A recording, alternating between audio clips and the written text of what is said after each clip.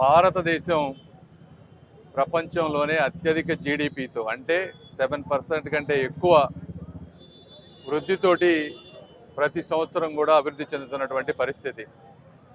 దీనికి ఒక ప్రధానమైనటువంటి కారణం మీరు చూస్తే గత 12 సంవత్సరాల్లో ఒక బలమైనటువంటి కేంద్ర నాయకత్వం.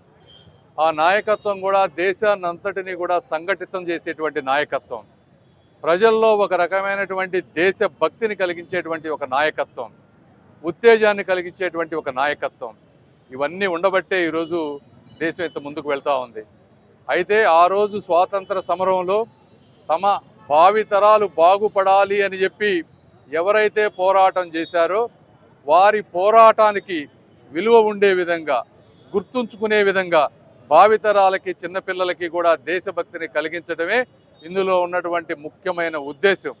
అదేవిధంగా మరొక్కసారి ప్రతి సంవత్సరం కూడా మనం ఈ ఆగస్ట్ 15 సందర్భంగా దేశభక్తిని ఎందుకంటే సమాజంలో అనేక రకాలైనటువంటి విచ్ఛిన్నమైనటువంటి శక్తులు ఈరోజు భారతదేశంపై పెట్టేటువంటి పరిస్థితి ఉన్నాయి.